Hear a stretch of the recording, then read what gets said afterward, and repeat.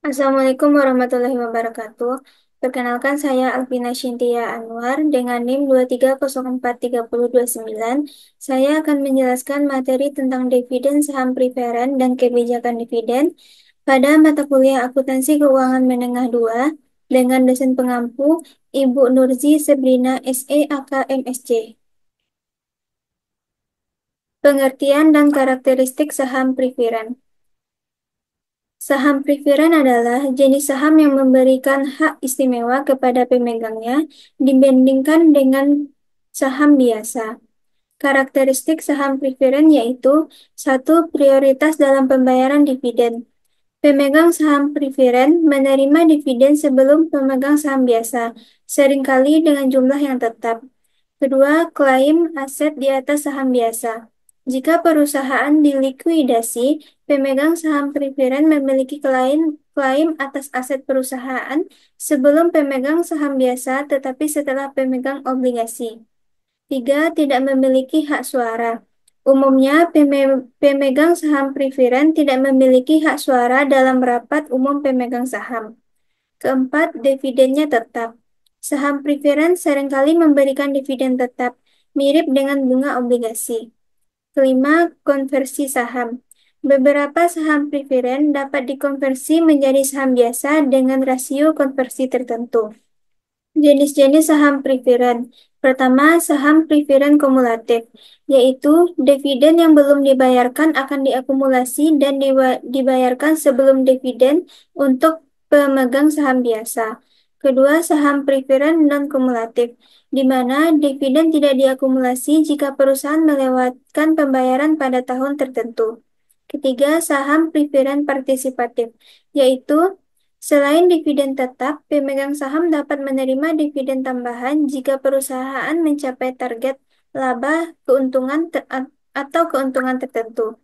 Keempat, saham preferen konvertibel, yaitu saham yang dapat dikonversikan menjadi saham biasa pada rasio dan periode tertentu. Keuntungan dan risiko saham preferen. Keuntungan jika memiliki saham preferen yaitu satu, pendapatan dividen tetap. Hal ini cocok untuk investor yang menginginkan pendapatan stabil melalui dividen tetap. Kedua, risikonya lebih rendah. Memiliki prioritas pembayaran dividen dengan klaim aset di atas saham biasa. Tiga, potensi konversi saham. Saham preferen konvertibel memberikan kesempatan untuk berpartisipasi dalam pertumbuhan harga saham biasa. Keempat, kombinasi karakteristik saham dan obligasi. Memberikan pendapatan tetap seperti obligasi dan potensi apresiasi modal saham seperti saham biasa. Untuk risiko saham preferen yaitu satu, tidak memiliki hak suara. Pemegang saham preferen biasanya tidak dapat berpartisipasi dalam pengambilan keputusan perusahaan. Dua, risiko tidak dibayar dividen. Pada saham preferen non-kumulatif, dividen dapat dilewati tanpa kewajiban untuk membayarnya di masa yang akan datang. Tiga, sensitivitas terhadap suku bunga. Harga saham preferen dapat terpengaruh oleh perubahan suku bunga. Keempat, risiko likuiditas. Beberapa saham preferen mungkin memiliki likuiditas yang rendah. Selanjutnya, pembagian dividen saham preferen. Saham preferen memiliki 4 variasi utama dalam pembagian dividennya, yaitu berdasarkan sifat kumulatif dan partisipatifnya. Contoh soal, pada tanggal 1 Desember 2016, PT FIFA melakukan pembagian dividen tunai sebesar 75 juta kepada para pemegang saham. Komposisi pemegang saham terdiri dari saham preferen 6% dengan total nilai nominal 100 juta, saham biasa dengan total nominal 400 juta. Selama tahun 2014 dan 2015, PT FIFA tidak membayarkan dividen karena kebutuhan dana investasi yang besar. Diasumsikan komposisi pemegang saham tidak berubah selama 2014 sampai 2016. Untuk pembagian dividen saham preferen non-kumulatif dan non-partisipatif, artinya pemegang saham tidak berhak atas dividen yang terlewat jika perusahaan telah membagikannya pada tahun tersebut. Dan mereka juga tidak mendapatkan dividen tambahan jika perusahaan memiliki keuntungan melebihi target tertentu. Dari contoh soal, maka saham preferen yaitu 6% dari 100 juta, sama dengan 6 juta. Dan saham biasa yaitu 75 juta dikurang 6 juta, sama dengan 69 juta. Jadi, pemegang saham preferen hanya menerima dividen sebesar 6% dari nilai nominal, yaitu 6 juta. Dan sisanya dialokasikan untuk pemegang saham biasa, yaitu sebesar 69 juta. Dua, pembagian dividen saham preferen kumulatif dan non-partisipatif.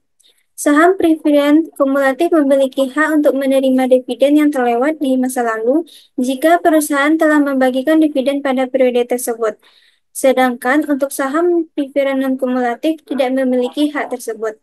Dari contoh soal, maka saham preferen yang awalnya diterima 6 juta karena pembagian saham kumulatif, maka pemegang saham preferen berhak menerima saham preferen pada tahun 2014 dan 2015. Sehingga untuk 3 tahun saham preferen yang diperoleh oleh pemegang saham preferen yaitu 18 juta. Dan sisanya dialokasikan kepada pemegang saham biasa. Ketiga, pembagian dividen saham preferen non-kumulatif dan partisipatif, yaitu pembagian saham preferen di mana pemegang saham preferen dan saham biasa mendapatkan dividen tahun berjalan dengan presentasi yang sama yang telah ditetapkan oleh perusahaan. Dan jika terdapat kelebihan, maka dijadikan sebagai dividen partisipatif. Dari contoh, maka dividen tahun berjalan yaitu 6% dikali 75 juta, yaitu 45 juta. Dividen yang tersisa untuk partisipatif yaitu 30 juta, diperoleh dari 75 juta dikurang 45 juta. Sehingga nilai nominal saham preferen dan saham biasa yaitu sebesar 500 juta. Tingkat partisipatif yaitu 4%. Maka dividen partisipatif saham preferen sebesar 4% dikali 100 juta, maka diperoleh 4 juta. Sehingga pemegang saham preferen menerima dividen sebesar 10 juta. Keempat, pembagian dividen saham preferen kumulatif dan partisipatif, yaitu pembagian dividen saham preferen yang mengharuskan perusahaan membayar semua dividen yang tertunggak pada pemegang saham preferen dan memberikan kesempatan bagi pemegang saham preferen untuk mendapatkan dividen tambahan di atas tingkat dasar yang ditentukan. Maksudnya, jika perusahaan memiliki kelebihan atau keuntungan lebih, maka itu dijadikan sebagai saham partisipatif, dividen partisipatif. Dari contoh, maka dividen saham preferen yaitu 6% dikali 100 juta dapat 6 juta, dan dividen selama 3 tahun yaitu tahun 2014, 2015, dan 2016 yaitu 18 juta. Sehingga tingkat partisipatif yaitu 18 juta dibagi 500 juta diperoleh 0,036. Besar dividen partisipatif saham preferen yaitu 0,036 dikali 100 juta sama dengan 3.600.000. Dan besar dividen partisipatif saham biasa yaitu 0,036 dikali 400 juta sama dengan 14.400.000. Selanjutnya materi mengenai kebijakan dividen. Kebijakan dividen terdiri dari beberapa bentuk, yaitu cash dividend, property dividend, liquidating dividend, dan share dividend. Perbedaan utama antara jenis-jenis kebijakan dividen ini terletak pada bentuk pembagian laba kepada pemegang saham. Cash dividend yaitu jenis dividen yang dibayarkan oleh perusahaan kepada pemegang saham dalam bentuk uang tunai. Property dividend yaitu pembagian dividen kepada pemegang saham dalam bentuk aktiva selain kas atau uang tunai. Liquidating dividend yaitu dividen yang dibayarkan kepada pemegang saham yang sebagian besarnya merupakan pemulangan atas investasi. Keempat, share dividend, yaitu pembagian laba dalam bentuk saham tambahan kepada pemegang saham yang sudah ada.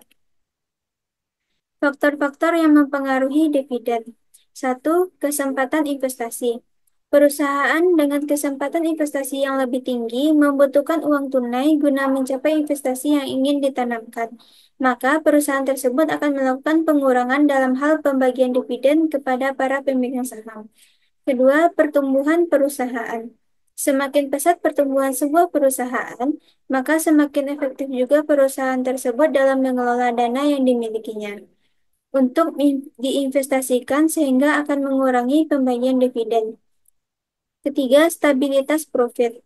Semakin tinggi profitabilitas suatu perusahaan, maka semakin besar juga keuntungan yang didapat oleh perusahaan, sehingga dividen yang dibagikan juga semakin besar.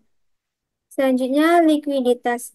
Perusahaan yang mampu menjaga likuiditas keuangannya akan mempunyai kesempatan lebih besar untuk membagikan dividen, karena perusahaan tidak terbebani oleh kewajiban jangka pendeknya.